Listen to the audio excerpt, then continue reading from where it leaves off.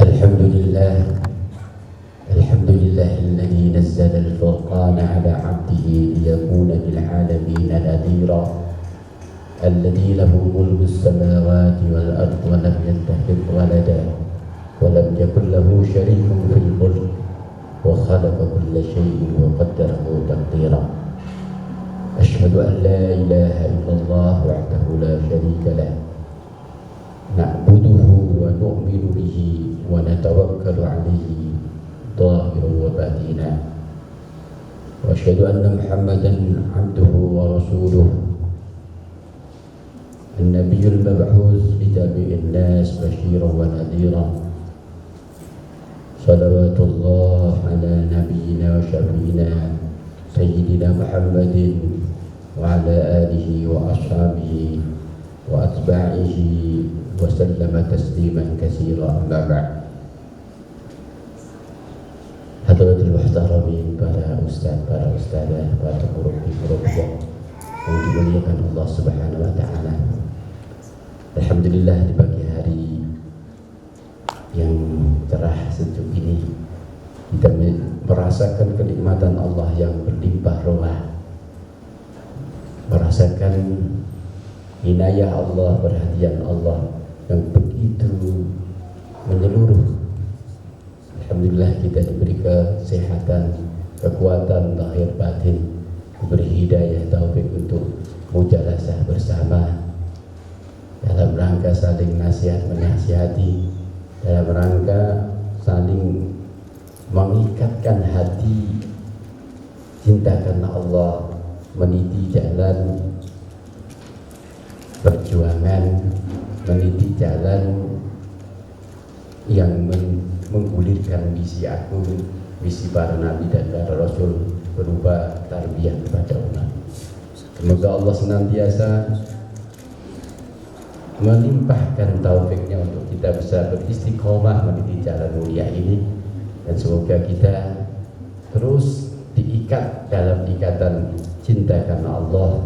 Kita berkumpul dunia, kita berkumpul di surganya Allah kelak di akhirat. Saudara-saudari sekalian, alhamdulillah, setiap perbuatan baik, setiap amaliyah yang terjadi dalam kehidupan ini seluruhnya berawal dari sebuah khatrah, berawal dari sebuah lintasan-lintasan. Lintasan-lintasan inilah yang akan mewujud menjadi sebuah niatan, sebuah azam, kemudian menjadi sebuah action amaliyah. Maka tatkala kita bisa berbuat baik, bisa melaksanakan amaliyah saleh, amaliyah yang baik, maka kita harus yakin dan menyadari kita bisa begini karena bimbingan dan hidayah Allah. Khatrah ini, kalau Imam Ghazali menerangkan secara terperinci, yang setiap saat ribuan anak panah khatrah membidik hati kita. Ada 4 sumber lintasan itu. Ada khatrah ilahiyah, lintasan yang diilhamkan oleh Allah Subhanahu wa taala. Ini berupa hidayah dari Allah. Ada khatrah yang sifatnya syaitaniyah, yang dihembuskan, dibisikkan oleh setan. Ada khatrah yang malakiyah yang dibisikkan oleh para malaikat untuk menguatkan, memotivasi kita untuk beramal saleh. Ada khatrah nafsiyah kita, lintasan yang terbit dari nafsu kita, yang berawal dari stimulan syahwat yang ada pada sekitar kita, baik yang kita lihat, yang kita rasa maupun yang kita alami. Maka tatkala kita bisa menyadari ini, khatrah ilahiyah, itu adalah lintasan ilham yang dibersihkan oleh Allah. Tujuannya adalah untuk menarik hamba menuju Allah. Makanya ketika kita bisa melangkahkan kaki, berduduk bersama dalam taklim, dalam tausiah, ini semata-mata untuk dalam rangka meningkatkan ketaatan dan kedekatan kita kepada Allah Subhanahu wa taala. Ini adalah lintasan, ada khatrah yang diilhamkan oleh Allah Subhanahu wa taala. Sehingga Allah Subhanahu wa taala berfirman, afaman syaraha sadrahu lil Islam bahwa ala nuri rabbih. Orang-orang yang dadanya dilapangkan untuk menerima Islam. Orang-orang yang dadanya dilapangkan untuk mengamalkan Islam. Orang-orang yang dilapangkan dadanya untuk memperjuangkan Islam. Orang-orang yang dilapangkan dadanya untuk mempertahankan Islam. Itu semua adalah ala nuri rabbi,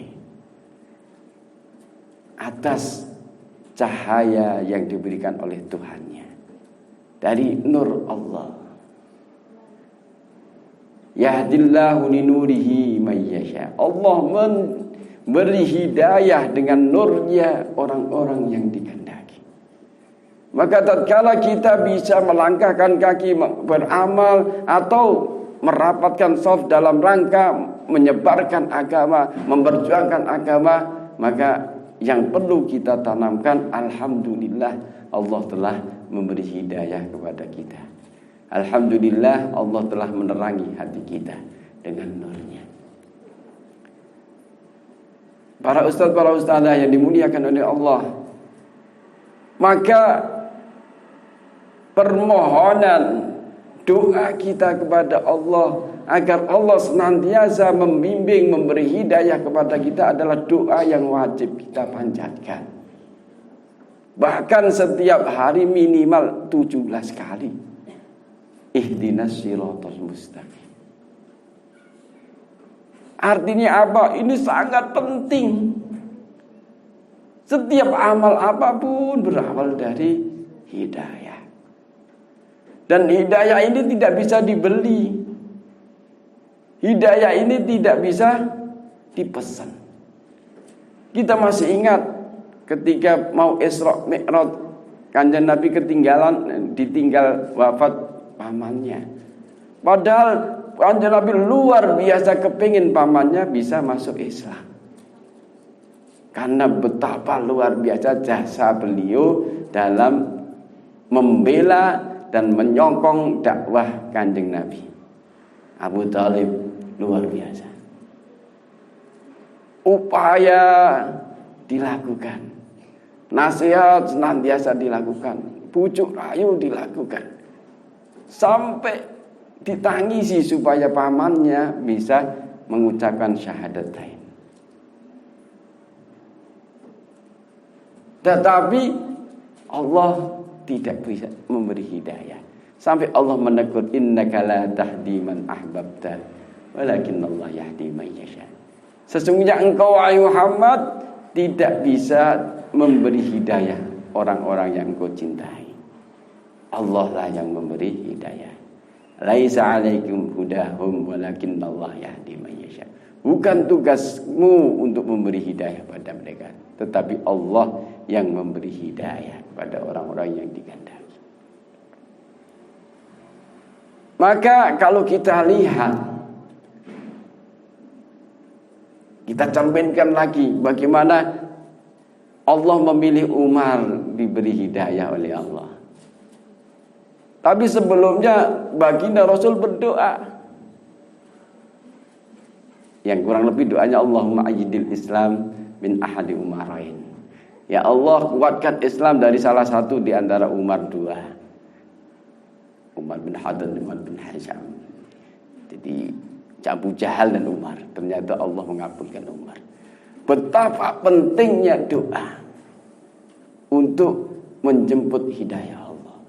Tetap hidayah itu prerogatif Allah Subhanahu wa taala. Tetapi kita harus berupaya untuk merekuk hidayah Allah. Dengan cara apa? Upaya batin dengan senantiasa memanjatkan Allah kepada Allah akan hidayahnya. Upaya batin berupaya sungguh-sungguh untuk menapaki jalur-jalur yang menarik hidayah Allah. Walladzina jahadu fina lanahdiyannahum subulana. Orang-orang yang sungguh-sungguh berjuang di jalan kami, maka sungguh kami akan tunjukkan jalannya. Maka kesungguhan ini harus kita wujudkan, zahir dan batin. Jangan sampai kita merasa sudah dalam kemapanan, sudah dalam role yang sudah mapan, sehingga tidak ada sedikit kekhawatiran untuk tersesat. Jangan sampai. Kita harus senantiasa bainal khauf war raja. Hati kita ini penuh dengan kekhawatiran kalau Allah menarik hidayah dari hati kita. Tapi penuh dengan rasa harap Allah memberi hidayah dan menuntun kita, menerangi hati kita. Para jamaah yang dimuliakan oleh Allah, maka kita mohon kepada Allah semoga Allah menurunkan nurnya, hidayah ke dalam hati kita. Baginda Rasul mengatakan, idza dakhala nur al-qalba infasaha wan syaraha. Kalau nur Allah itu masuk ke dalam hati, maka infasaha wan syaraha. Maka hati jadi bersih, hati jadi lapang. Tidak gelap, tidak gundah gulana, tidak galau dan tidak sempit. Orang yang diterangi hatinya dengan nur Allah, maka hatinya lapang dan bersih. Para sahabat bertanya, "Alidzalika alamah yu'rafu biha ya Rasulullah?" Apakah untuk itu ada tanda sehingga kita bisa mengetahui itu ya Rasulullah? Baginda Rasul mengatakan, "Tajafa anit minat daril ghurur wal inabah ila daril khulud wastidadu lima ba'dal maut qabla nuzulil maut." Kama qala Rasul. Tandanya adalah orang itu tidak lengket terhadap dunia. Tidak lengket, tidak hatinya tidak kumantil-mantil terhadap dunia. Artinya apa? Tidak ada. Semua itu tidak diukur dengan duniawi. Hatinya tidak nempel dunia di situ. Bekerja lillah karena mencari ridha Allah. Sedangkan gaji dan ini untuk urusan yang menggaji. Bekerja sebaik-baik mungkin untuk mendapatkan keridhaan Allah. Bekerja, mengajar sebaik mungkin untuk bisa memberi kemanfaatan bagi anak didik kita. Karena Allah. Hati tidak lengket terhadap daril ghurur. Daril ghurur itu dunia ini. Karena dunia ini kenikmatan mata'ul ghurur, kenikmatan yang menipu daya. Kadang-kadang kita melihat Pak Ali enak ya. Tapi Pak Ali sendiri sering nggak bisa tidur karena banyak urusan, banyak masalah yang dia hadapi. Begitulah dunia. Kadang-kadang kita melihat orang itu nikmat, tetapi belum tentu yang merasakan begitu. Belum tentu. Karena kenikmatan itu ternyata bukan variabelnya, bukan dunia. Kenikmatan itu variabelnya adalah yang memiliki dunia ini. Allahumma antas salam wa minkas salam. Engkaulah kedamaian ya Allah. Engkaulah kebahagiaan ya Allah. Dan hanya darimulah kebahagiaan dan kedamaian itu ya Allah.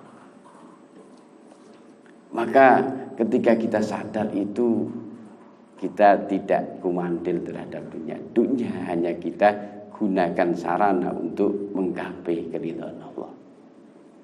Hati kita tidak nempel gambar-gambar dunia. Dunia hanya ada di tangan kita. Tapi hati kita sebagai istana Allah Subhanahu wa ta'ala. Kemudian bergegas untuk mencari kebahagiaan di negeri yang langgeng, itu akhirat.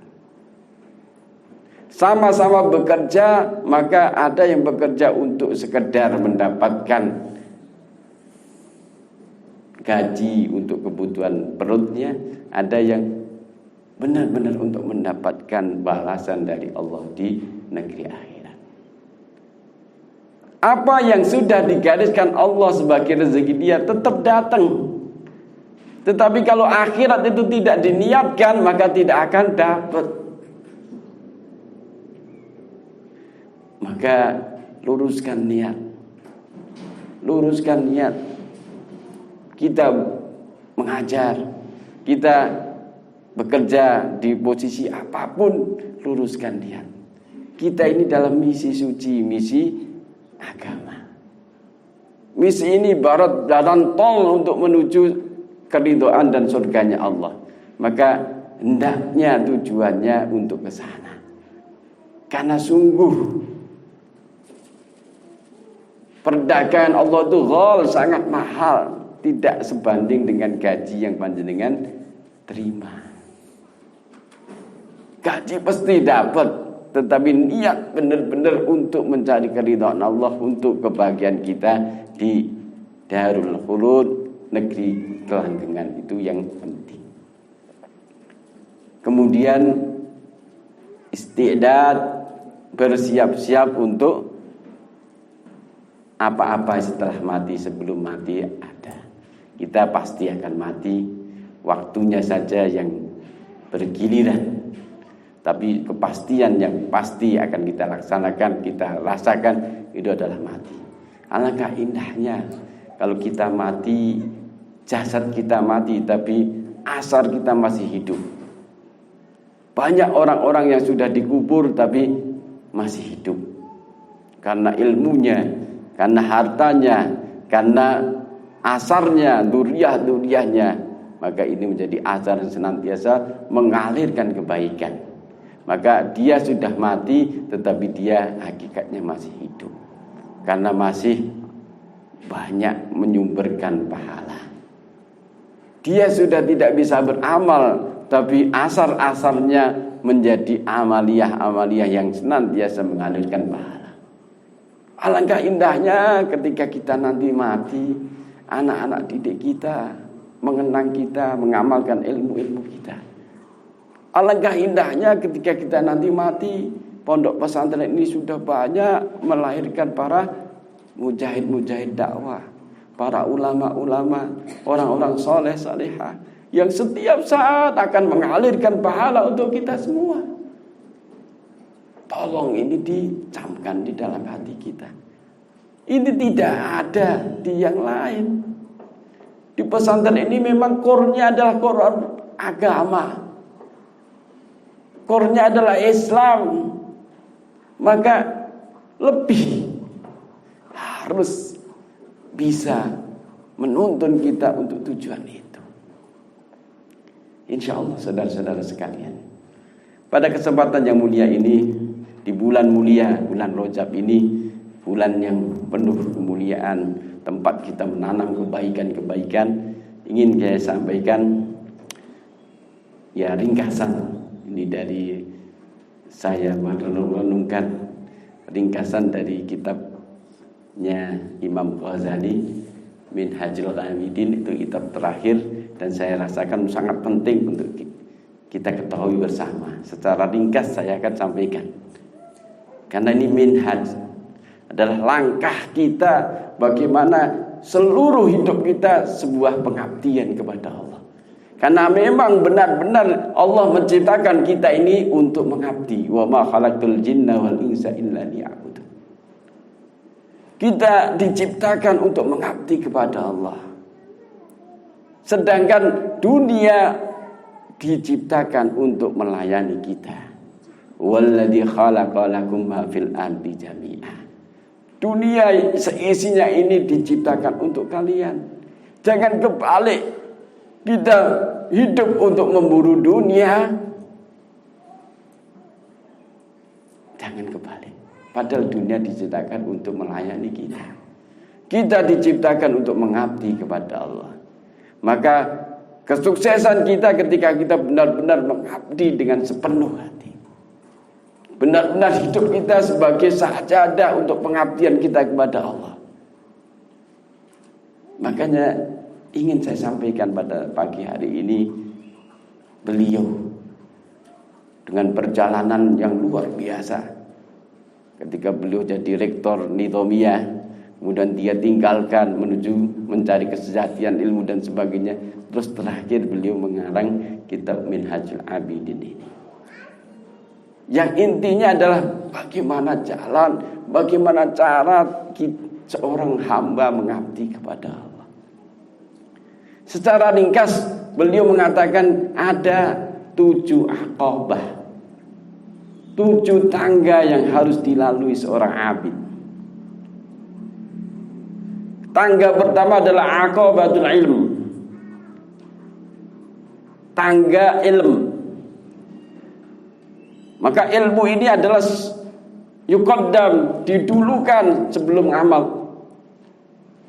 Al ilmu qabla al amal, ilmu sebelum amal. Jadi kita ibadah harus tahu ilmunya. Kita ibadah harus tahu tata caranya, ilmu tata caranya. Bagaimana kita bisa mengabdi kepada Allah sebelum kita mengenal Allah? Bagaimana kita bisa mengabdi kepada Allah sebelum kita tahu tata cara mengabdi kepada Allah? Bagaimana kita bisa melayani Allah kalau kita tidak tahu apa-apa yang dicintai Allah? Maka kita harus menggali ilmu. Dan inilah sebetulnya tempat untuk menempa ilmu itu.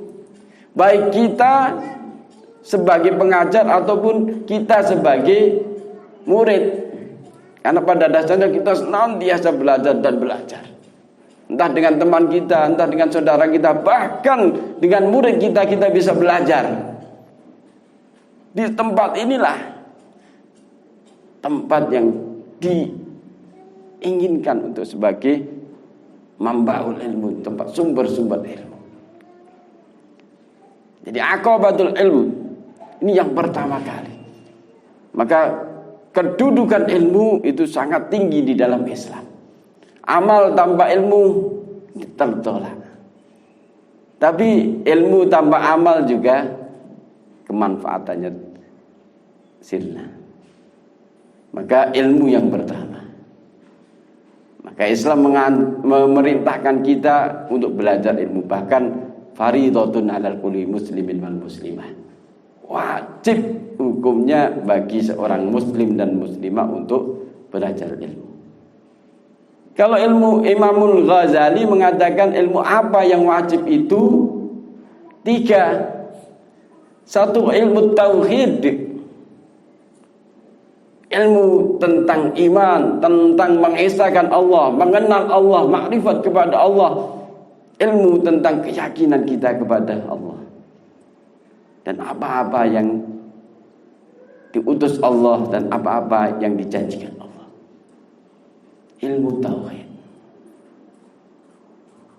Kemudian ilmu syariah, ilmu fikih. Ilmu yang mencakup tentang tata cara bagaimana kita mengabdi kepada Allah. Ketika kita sudah mengenal Allah, mentauhidkan Allah, maka kita berupaya meniti perintah-perintah Allah, menjalankan apa-apa yang disyariatkan Allah.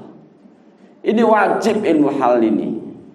Ya, tidak seluruh syariat yang harus kita ketahui. Tapi yang wajib kita lakukan, maka kita wajib mengetahui lebih dahulu.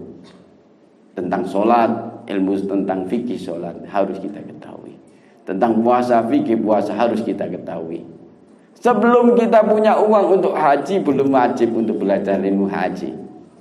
Sebelum kita punya uang untuk zakat, maka belum wajib mengetahui ilmu zakat. Tapi ketika sudah harus zakat, harus haji, maka wajib hukumnya mengetahui ilmu haji dan zakat. Begitu juga ilmu tentang kewajiban kita sebagai bapak, kewajiban kita sebagai suami, kewajiban kita sebagai istri, kewajiban kita sebagai ibu. Itu wajib kita ketahui. Bagaimana Allah menggariskan itu. Kemudian yang ketiga adalah ilmu sir, ilmu batin. Yang tidak kalah pentingnya begitu. Kita wajib sabar sebagaimana kita wajib sholat. Kita wajib syukur sebagaimana kita wajib zakat. Maka amaliyah batiniyah itu juga wajib hukumnya. Mengetahui ilmu tentang batinnya itu juga wajib hukumnya. Apa itu sabar, apa itu syukur, apa itu tawakal, apa itu ikhlas, apa itu riya dan sebagainya dan sebagainya. Ini perlu kita ketahui. Karena tanpa ini kadang-kadang kita cuma zahirnya saja. Terus nanti di akhirat amaliyah kita itu haba mansura karena kita tidak waspada, tidak mengetahui yang merusak amal kita. Maka pertama adalah aqabatul ilm. Bagaimana kita mengetahui ilmunya. Kemudian yang kedua aqabatut taubah. Tangga yang kedua kata beliau tangga taubah. Sebelum kita mendekat mengabdi kepada Allah yang Maha Suci, maka kita mensucikan diri. Mensucikan diri bagian dari proses untuk mengabdi kepada Allah. Dan itulah Rasul diperintahkan wa yuzakkihim, untuk mensucikan. Pensucian ini bertahap. Mulai dari yang zahir, tathhirud zahir anil anjas wal ahdas. Mensucikan yang zahir dari najis-najis dan hadas-hadas itu disucikan dan itu disyariatkan. Kemudian tathhirul jawarih, mensucikan anggota badan kita dari segala macam kemaksiatan. Kemudian tathhirul qalb, mensucikan hati kita dari dzunub wal akhlaqil madhmumah, dari dosa-dosa dan akhlak-akhlak yang tercela.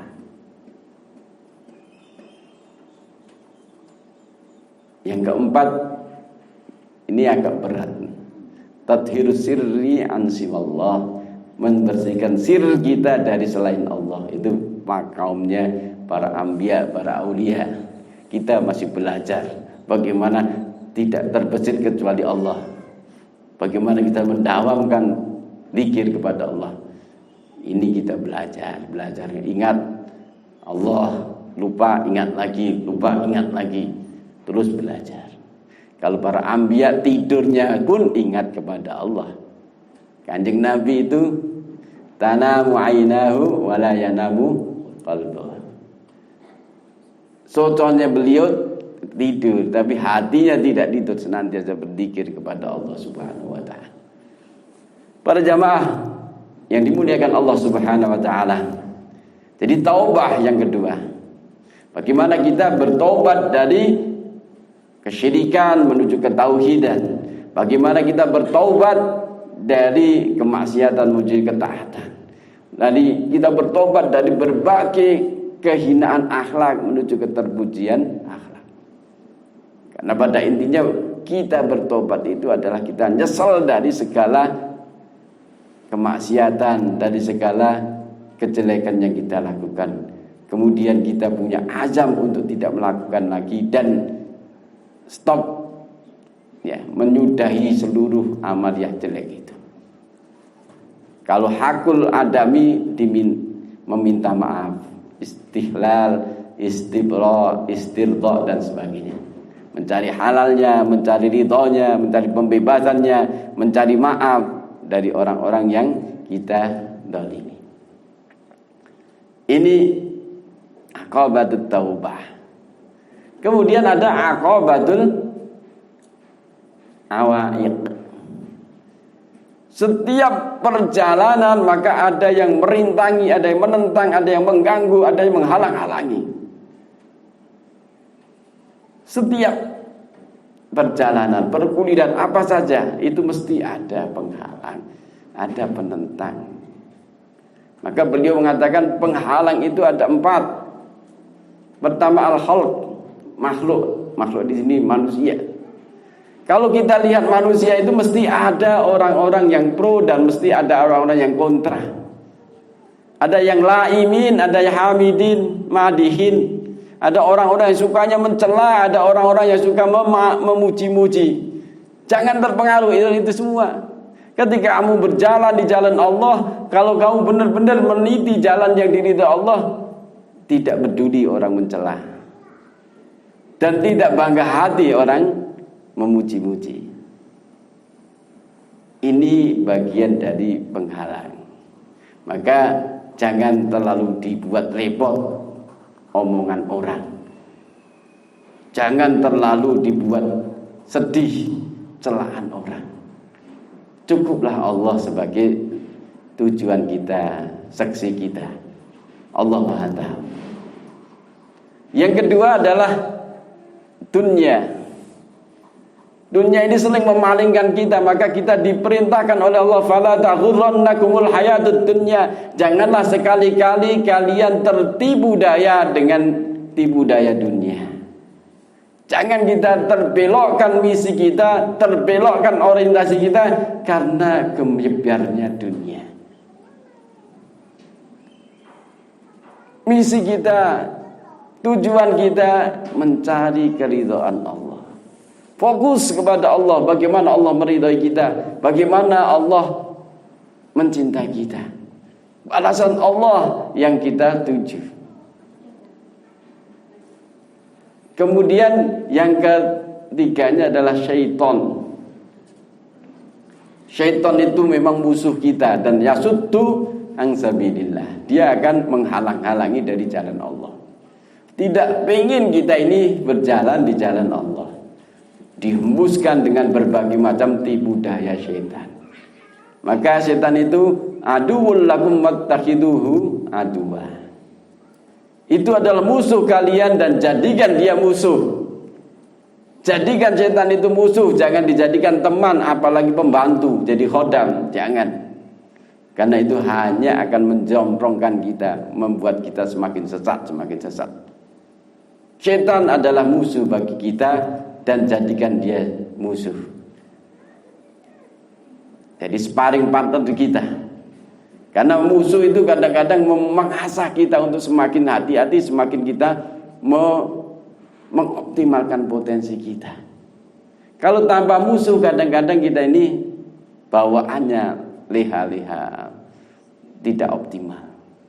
Maka diciptakan musuh itu ibaratnya Allah menciptakan teman berlatih kita, sparring kita ini, supaya kita semakin hebat, semakin tajam, semakin kuat, semakin waspada.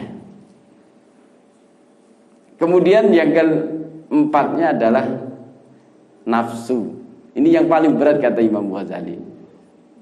Nafsu ini karena selalu ada bersama kita selagi kita hidup. Jadi harus dikendalikan. Awalnya nafsu itu yang belum terbina, terdidik, maka nafsu itu la'ammaratun bisu, senantiasa mendorong dan memerintahkan kita kepada kejahatan, kejelekan. Tetapi kalau sudah terbina, terdidik, maka menjadi nafsul mutmainnah, nafsu yang tenang, nafsu yang benar-benar menjadi kendaraan yang sangat cepat untuk menuju lari kepada Allah. Irji'i ila rabbiki radiyatan mardiyah. Jadi kalau sudah terdidik, ini yang membedakan kita dengan malaikat. Manusia kalau nafsunya sudah terdidik maka melebihi para malaikat. Para ustadzah yang dimuliakan oleh Allah. Jadi ini awas pada, ini yang sering menghalang-halangi kita meniti jalan Allah. Kemudian yang akobah yang berikutnya adalah akobatul awarid, kendala-kendala yang akan kita alami di dalam perjuangan, dalam kita meniti dakwah, dalam kita meniti ya ibadah. Maka pertama rezeki, kata beliau.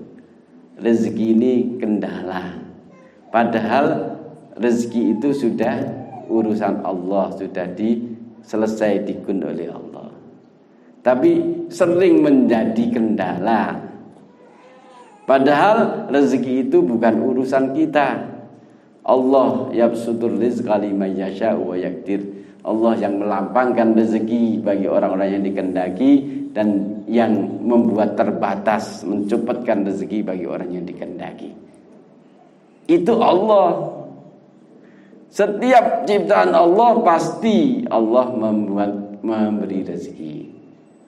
Kita walladzi khalaqakum tsumma razaqakum. Allah yang menciptakan kita semua dan Allah memberi rezeki kepada kita. Tetapi kita sering galau, sering sedih karena memikirkan rezeki. Ya jelas orang itu bukan memenang kita. Urusan itu urusan Allah. Urusan kita bagaimana beramal sebaik-baiknya, bagaimana bekerja sebaik-baiknya, bagaimana berbuat sebaik-baiknya. Kalau urusan yang kita dapat berapa itu sudah dibagi oleh Allah di langit sana. Habis sama'i rizqukum wa ma tu'adun. Di langit ada rezeki kalian dan apa-apa yang dijanjikan untuk kalian. Maka tidak usah galau, tidak usah risau tentang itu. Itu urusan Allah. Yang perlu kita risaukan, apakah kita sudah beramal sebaik-baik mungkin, apakah kita sudah mengajar sebaik-baik mungkin, apakah kita berjuang sebaik-baik mungkin, apakah kita beribadah seikhlas-ikhlas mungkin. Itu yang perlu kita risaukan. Saudara-saudara sekalian, ini kata Imam Ghazali, ini yang paling berat. Kendala rezeki ini kadang-kadang membuat putus dalam langkah, membuat galau dalam ibadah ruwet karena memikirkan rezeki. Padahal itu tanggung jawab Allah. Saudara-saudara sekalian, entah panjenengan rasakan atau tidak, tapi saya dulu ngerasakin gitu ya. Sekarang ya masih ngerasain, cuma harus lebur dengan tauhid, dengan keyakinan kita. Tapi sering gitu ya, kalau saya ngajar di pesantren terus kapan saya punya rumah? Kadang-kadang gitu kepikiran. Kalau saya ngajar di pesantren terus gajinya untuk kontrak dan makan saja pas. Bagaimana kalau anak saya tambah? Sering ada bersitan begitu. Saya dulu. Jadi itu Masya Allah kadang-kadang mengganggu konsentrasi kita, kekhusyuan kita. Udah lakukan yang terbaik, Allah itu tahu sepantas apa kita ini mendapatkan bagian dari Allah. Kalau kita pantasnya digaji 1 miliar, ya tetap 1 miliar, walaupun bagian SDM menggajinya UMR misalnya, tetap 1 miliar, tapi wujudnya macam-macam. Kadang-kadang wujudnya anaknya pinter dapat beasiswa, kadang-kadang wujudnya yang tadinya harus operasi sembuh, ya. Macam-macam. Kalau sudah memang pantasnya digaji 1 miliar, sudah jadi konsentrasi kita bagaimana kita beramal, bekerja sebaik-baik mungkin. Kita jadikan wahana kita untuk benar-benar berprestasi karena Allah. Kemudian yang kendala yang kedua adalah akhtar, kata beliau. Akhtar itu yaitu banyak karep, banyak bersitan. Di sini sudah bekerja, kemudian ada peluang yang lebih besar ya. PNS misalnya ya, bukan PNS nggak boleh saja, tapi kadang-kadang mengganggu konsentrasi. Kemudian ada peluang ini, peluang gitu. Kalau yang mengganggu istiqomah kita, udah insya Allah tidak kemana rezeki kita itu ya. Jadi bersitan ini kadang-kadang muncul ya, yang dilontarkan oleh nafsu kita, oleh setan untuk supaya kita ini gaman, ragu, kemudian tidak istiqomah. Berapa banyak orang-orang yang menuruti persitan-persitan itu sehingga jadi kutu loncat ke sana, ke sana, ke sana, ke sana, ke sana, sampai akhirnya tetap nggak bisa apa-apa karena tidak bisa istiqomah. Jadi jangan perturutkan akhtar. Jadi persitan-persitan itu sudah.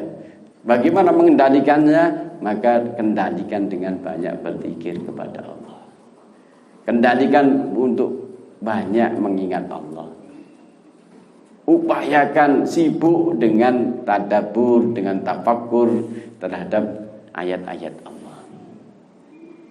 Kemudian yang keempat adalah ketiga, awarid ini, ya, kendala ini, kemudian syadaid wal masaib. Sesuatu kemelaratan dan musibah-musibah. Setiap pejalan pengabdi kepada Allah pasti akan mendapatkan bala. Mesti. Entah itu wujudnya sakit, entah itu wujudnya melarat, entah itu wujudnya dikucilkan orang, entah itu wujudnya macam-macam. Tapi itu bagian proses Allah ingin mematangkan iman kita. Allah ingin mendekatkan kita kepada Allah.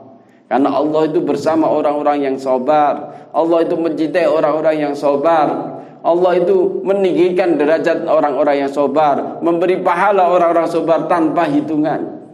Jadi musibah-musibah yang dialami itu bukan azab, bukan siksa, bukan, tapi itu rahmat Allah, kasih sayang Allah untuk kita semakin butuh kepada Allah, untuk kita semakin tadarruk, merendahkan diri kepada Allah. Kemudian yang keempatnya adalah awarid. Yang keempat itu adalah anwa'ul qadha, berbagai macam ketetapan Allah. Allah yang berjalan apa saja yang ada di muka bumi ini adalah sesuai dengan irada Allah, masyiatillah wa qudratih, kehendak Allah dan kekuasaan Allah. Ya kadang-kadang kan begitu kata Allah, ya kita sudah berusaha benar-benar naik motor hati-hati, ternyata kok ditabrak dari belakang.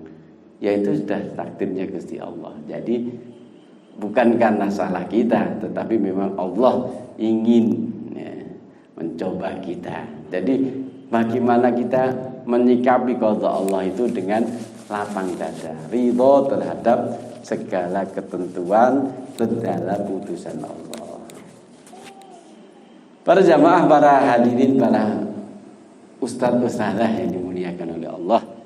Kemudian Aqabah 1, 2, 3, 4 ya, 5 ya. Yang kelima ya, yang kelima adalah Aqabatul Bawa'is. Aqabah yang membuat kita semakin bangkit, bisa mendorong kita, bisa memicu kita untuk bangkit beramal, menyemangati kita, memotivasi kita untuk beramal. Ini bawa'is yang membangkitkan kita. Itu ada 2, yaitu khauf dan roja. Rasa takut dan rasa roja. Setiap kita ada khauf dan roja, dan ketika ada khauf dan roja ini ada dinamika kehidupan. Kalau sudah tidak ada, statis. Karena ada, maka dinamis hidup ini. Karena masih ada rasa takut, masih ada rasa harap, maka kita berupaya sungguh-sungguh. Maka khauf dan roja ini bagi bawa'is. Tapi khauf dan rojanya orang mukmin bukan karena variabel dunia, bukan karena takut nggak punya makan, nggak punya duit, bukan. Tetapi khaufnya orang mukmin adalah khauf kepada Allah. Takut kalau Allah murka terhadap kita, takut kalau Allah menjauh kita, takut kalau Allah meninggalkan kita, takut kalau Allah tidak mempercayai kita lagi. Ini penting. Panjenengan dipercaya oleh Allah untuk mendidik santri-santri. Santri itu Ibnu Sabil itu adalah anak-anak Allah belajar agama. Panjenengan dipercayai oleh Allah untuk mendidik mereka, membimbing mereka untuk mengenal Allah. Takutlah kalau kita ini tidak dipercayai oleh Allah lagi untuk bisa menjadi punggawa-punggawa Allah. Itu orang khauf. Khaufnya orang mukmin. Rojaknya orang mukmin bukan karena pengen dapat hadiah, bukan karena pengen dapat duit banyak, bukan. Rojaknya orang mukmin itu adalah berharap bagaimana Allah mencintai kita, meridhoi kita, melimpahkan rahmat, melimpahkan hidayah taufik kepada kita, mendekap kita dengan kasih sayang dan kecintaan Allah. Ini mendorong kita untuk beramal sungguh-sungguh, sebersih mungkin, sesungguh mungkin, bagaimana Allah bisa ridho dan suka cinta kepada kita. Ini yang membangkitkan kita bisa beramal. Ini aqabatul bawa'is yang kelima ya. Yang keenam adalah aqabatul qawadih. Aqabatul qawadih itu adalah ketika kita sudah berjalan, maka harus hati-hati. Banyak orang yang berjalan tergelincir, tinggal sebentar lagi tergelincir. Banyak yang kecelakaan di tengah jalan, banyak yang musnah tidak sampai hasilnya, tidak sampai finish. Maka kita harus hati-hati hal-hal yang bisa merusak, yang bisa membinasakan, yang bisa membuat amal kita ini musbro. Qawadih ini adalah hal-hal yang merusak amal kita. Pengabdian kita bisa rusak. Ada banyak, cuma kata beliau yang paling berat dua: riya dan ujub. Riya ini pamer, salah orientasi. Orientasinya bukan kepada Allah, tapi orientasinya kepada makhluk. Di dalam hadis ada ulama yang dipermalukan oleh Allah di yaumul hisab karena dia jadi ulama bukan karena Allah tapi ingin dikatakan ulama.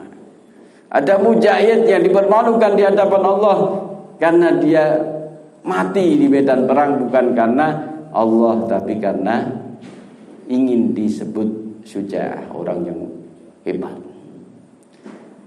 Ada yang dermawan, menginfakkan hartanya di setiap jalan kebaikan, dipermalukan oleh Allah bukan karena dermawannya bukan karena Allah tapi karena ingin disebut sebagai orang yang jawad, orang-orang yang dermawan. Ini riya. Sehingga orang-orang yang riya, maka amal sebanyak apapun, maka di akhirat haba'an mansura, bagikan debu yang terterbangan, tidak ada apa-apanya. Dan ujub itu merasa baik, merasa lebih baik. Maka ini hati-hati, penyakitnya kita ini gitu ya. Akhirnya orang-orang baik kadang-kadang merasa baik, bahkan merasa lebih baik. Jangan sampai itu. Kita harus soleh tapi jangan sampai kita merasa soleh. Kita harus pintar, berupaya untuk pintar, tapi jangan sampai merasa kita pintar. Nanti kalau ujung-ujungnya gitu kita merasa, akhirnya kita ini terus membandingkan. Kalau sudah membandingkan orang, kadang-kadang terbetik kesombongan dalam hati kita. Ana khairum minhu, ana khairum minhu, ana khairum minhum. Ini sifat iblis. Iblis itu hebat memang. Tapi karena sifat ini maka jadi marid, jadi rojim, terkutuk. Karena sifat ana khairum minhu, dia merasa lebih bagus. Kita harus bagus tapi jangan merasa bagus. Tazkiyah ini harus berprestasi tapi jangan merasa di atas langit. Terus harus berupaya meningkatkan diri. Kita berusaha baik. Meningkatkan diri. Tidak ada kata untuk berbangga-bangga. Tidak ada kata-kata berujub.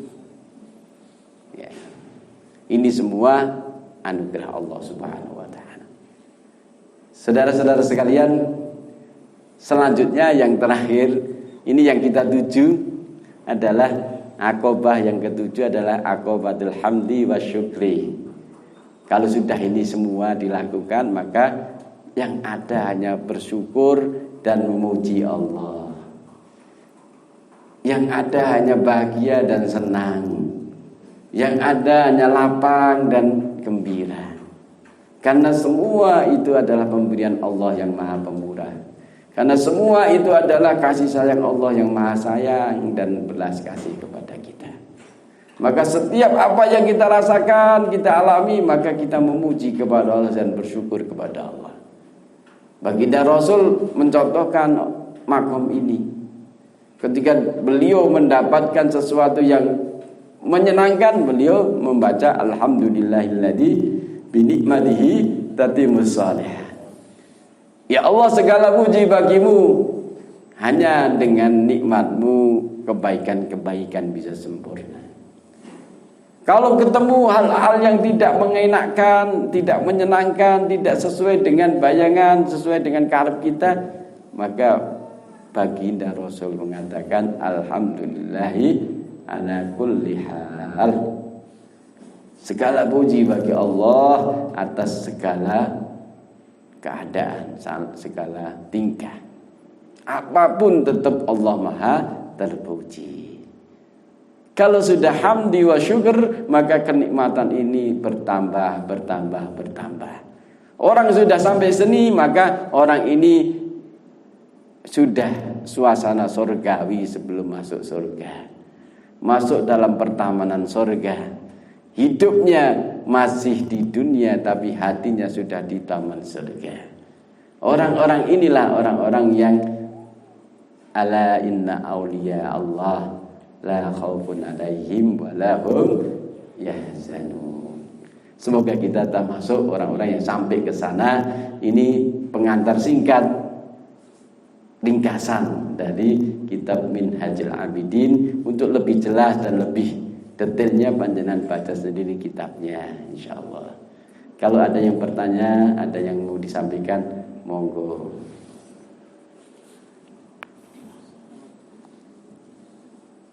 Monggo.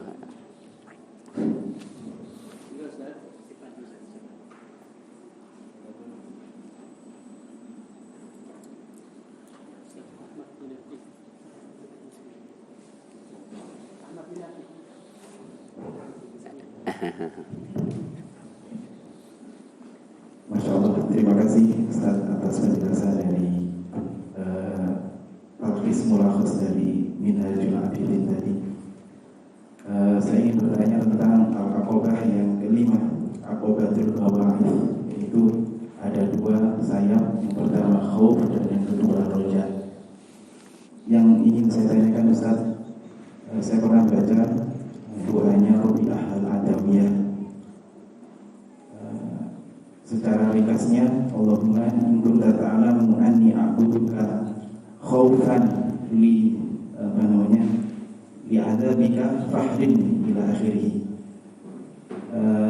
Jadi seakan-akan secara zahir di sini yang didebarkan adalah roja, bukan khauf. Mungkin bagaimana Ustaz kita menyingkronkan antara al-aqobah al-wa'id dengan doa tadi. Syukran jazakumullah khairan. Ya billah rahimakumullah. Al-mu'min baina halih wa maqamih. Mukmin itu sesuai dengan keadaan makamnya. Ya, sesuai dengan keadaan haliyahnya dan makamiyahnya. Maka untuk bisa mengupas seperti ungkapan Rabi'ah Al-Adawiyah, ini bahasa rasa. Suatu saat kita akan bahas lebih ini. Tetapi bagaimana ini khauf dan roja ini?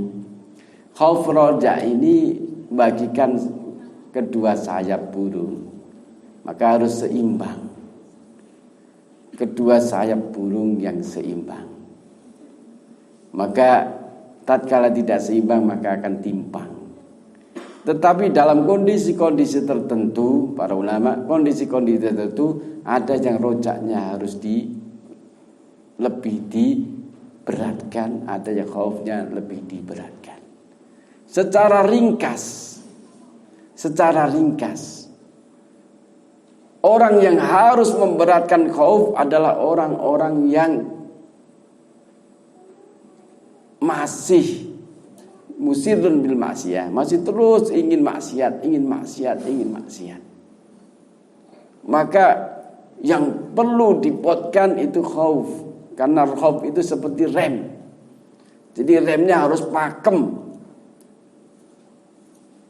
Jadi kalau kita biasa, misalnya mata kita tidak bisa terjaga, pengen gitu, takutlah kepada Allah. Rem khauf. Bisa jadi pas kita maksiat kita meninggal, kita nggak bisa tobat. Ada kondisi yang dimana rojaknya harus dibotkan. Itu ketika sudah terlanjur maksiat, maka jangan putus asa. Wala taqnatu mir rahmatillah. Jangan sampai putus asa dari rahmat Allah. Maka kembangkan rojaknya. Sebesar apapun dosa kita, maghfirah Allah lebih besar. Walaupun kita datang kepada Allah sepenuh bumi dosa, maka Allah akan datang sepenuh bumi pula maghfirah. Walaupun kita datang kepada Allah, dosa kita sampai sundul langit, maka Allah pun masih mengampura itu. Maka kalau orang sudah terlanjur maksiat, maka rojaknya harus ditingkatkan. Kemudian orang-orang yang rojaknya harus ditingkatkan, orang-orang yang qalilul amal, amalnya ogah-ogahan sedikit gitu, maka harus banyak dimotivasi, rojaknya harus disuntik lagi. Kalau sudah amalnya banyak, kalau kita bisa lihat amalnya banyak, harapannya akan sudah besar dari amal-amal kita. Maka Rasulullah menyuntik khaufnya. Sampai siapa yang nggak tahu Sayyidina Abu Bakar, sahabat termulia, amalnya tak tertandingi. Tapi kalau lihat khaufnya, ya Allah, seandainya saya itu jadi bulu yang nempel di dadanya orang mukmin, tidak usah saya ini menghadapi hisabmu. Karena takut. Padahal Masya Allah, beliau mubasyarah bil jannah. Sudah pasti masuk surga, karena Allah dan Rasulnya memberitahu itu. Tetapi khaufnya tambah luar biasa. Dan ternyata begitulah, saudara-saudara sekalian. Jadi ungkap bahasa itu terkait dengan haliah pada waktu itu, keadaan rasa pada waktu itu. Tetapi secara pakem, orang yang banyak amal, semakin kuat amaliyahnya, semakin dekat dengan Allah, itu juga semakin takut kepada Allah. Rojak dan khauf ini berkembang selaras. Kadang-kadang kalau kita lihat orang munafik gak punya amal gitu, tetapi khaufnya juga kendor gitu. Merasa bahwasanya nanti cuma masuk neraka ayam ma'dudah, cuma sebentar saja, sehari ya gitu. Ya. Insya Allah ya. Jadi sebaiknya dalam kondisi normal, maka khauf dan roja ini harus seimbang, bagikan kedua sayap burung. Tapi pada kondisi tertentu, maka harus kita berlaku sesuai dengan kondisi kita. Kalau kita sudah terjerumus, jangan khauf, nanti kita putus asa. Maka kembangkan rojaknya. Dalam keadaan tua, sudah mendekati sakaratul maut, kita disunahkan jangan menakut-nakuti, tapi diberi kegembiraan, diberi rasa rojak kepada Allah. Semakin dia tahu, semakin dia penuh harap kepada rahmat dan maghfirah Allah. Ini insyaallah. Ada yang perlu disampaikan lagi? Monggo. Bismillahirrahmanirrahim. Jazakallah Ustaz, pagi ini dapat ilmu yang banyak dari antum. Mudah-mudahan bisa mengamalkan sedikit demi sedikit. Amin. Yang ingin saya tanyakan ialah bagaimana tips untuk menghadapi anak-anak santri kita yang salah satunya mereka itu punya karakteristik sering membandingkan. Nah ini mempelajari tadi akobah yang nomor 6 ya, termasuk cacat atau celah yang ada di jiwa manusia.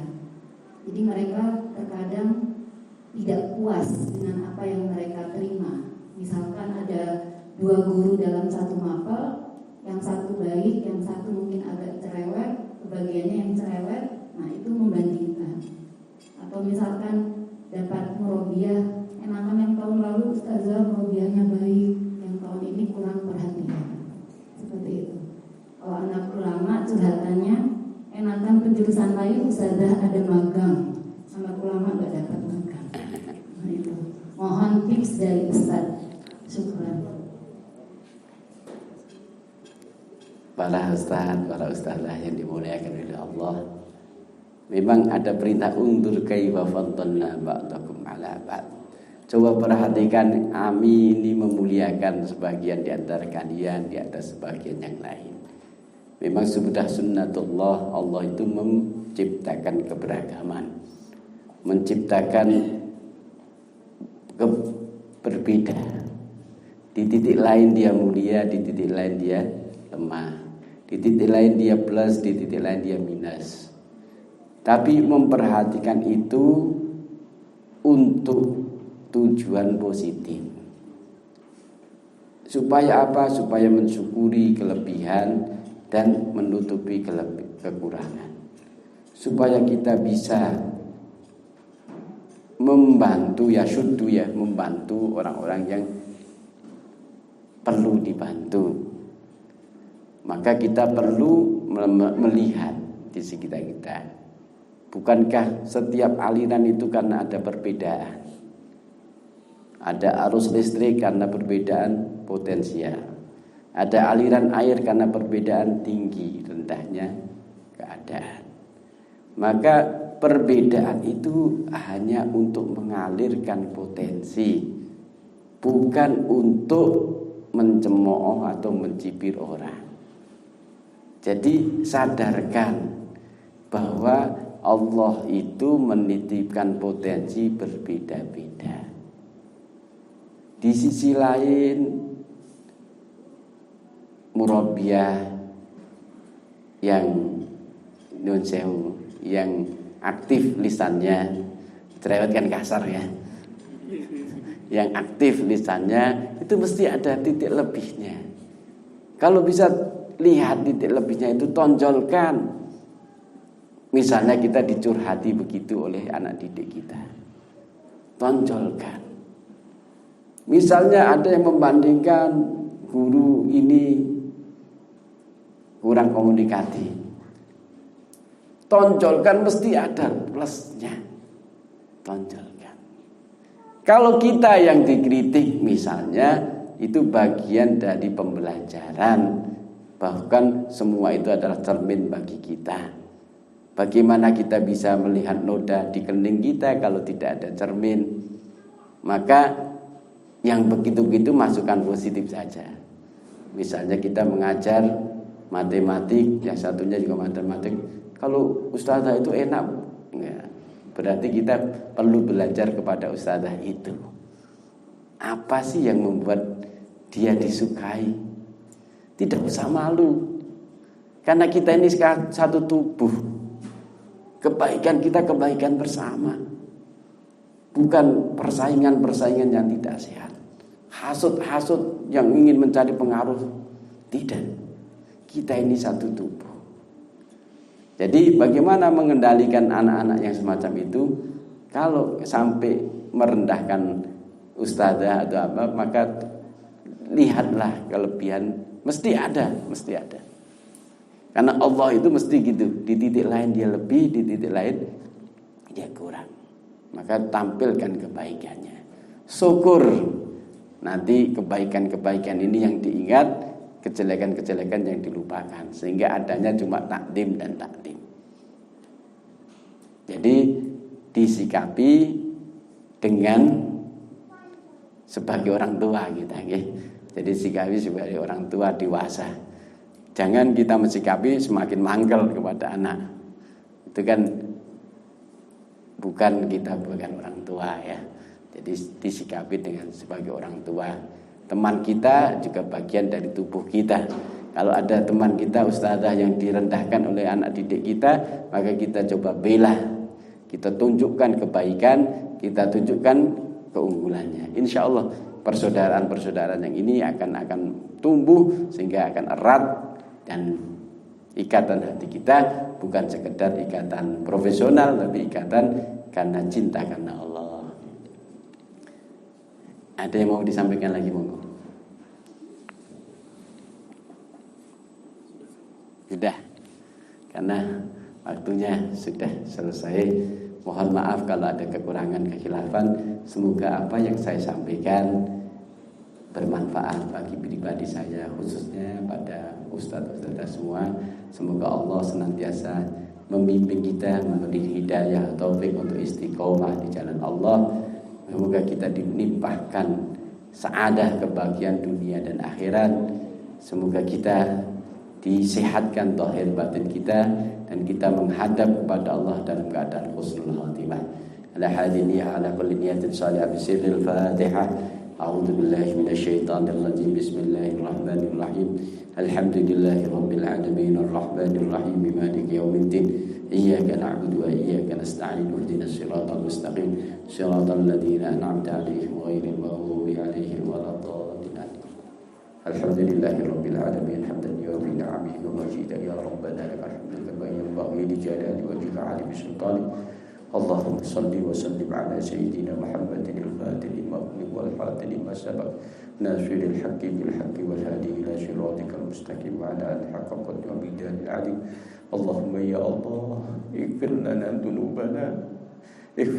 dhunubana wa kaffir 'anna sayyi'atina wa tawaffana ma'al abrar. Allahumma ya Allah, alif baina qulubina, Allahumma alif baina qulubina wa aslih dada bainina wa hdina subul salam wa najjina minal dhulumati ilan nur wa jannibnal fawahisha ma dhahara minha wa ma batan. Allahumma ahsin 'aqibatana fil umuri kulliha wa ajirna min hazzid dunya 'adzabil akhirah.